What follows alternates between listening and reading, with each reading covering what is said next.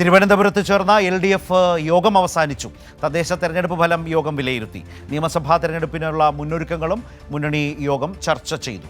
വിവരങ്ങളുമായി ഷീജ ചേരുകയാണ് തിരുവനന്തപുരത്തു നിന്നും. ഷീജ, തദ്ദേശ തെരഞ്ഞെടുപ്പിന് ശേഷമുള്ള മുന്നണി യോഗം എന്ന നിലയിൽ ആ തെരഞ്ഞെടുപ്പ് ഫലം കാര്യമായൊരു വിലയിരുത്തലിന് വിധേയമായി എന്നാണോ മനസ്സിലാക്കുന്നത്? അതുപോലെ നിയമസഭാ തെരഞ്ഞെടുപ്പിനുള്ള മുന്നൊരുക്കങ്ങൾ.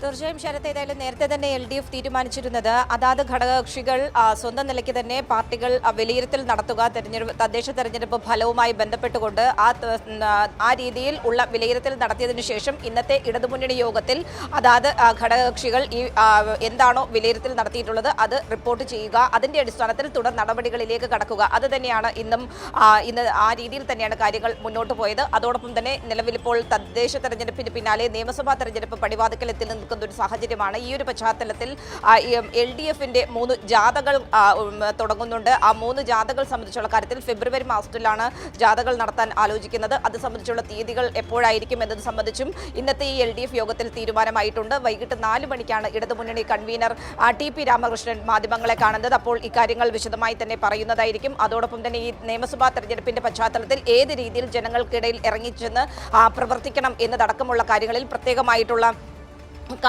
പ്രത്യേകമായ ഒരു ക്യാമ്പയിൻ തന്നെ നടത്തുവാൻ വേണ്ടിയിട്ടുള്ളൊരു തീരുമാനം, അതടക്കമുള്ള കാര്യങ്ങൾ ആലോചനയിൽ ഉണ്ട് എന്ന് തന്നെയാണ് മനസ്സിലാക്കുന്നത്. അതുൾപ്പെടെയുള്ള കാര്യങ്ങൾ, ഇടതുമുന്നണി തീരുമാനങ്ങൾ, അത് വൈകുന്നേരമുള്ള വാർത്താ സമ്മേളനത്തിൽ ഇടതുമുന്നണി കൺവീനർ വാർത്താ സമ്മേളനത്തിൽ വ്യക്തമാക്കും എന്നുള്ളതാണ് ഇപ്പോൾ അറിയിച്ചിരിക്കുന്നത്.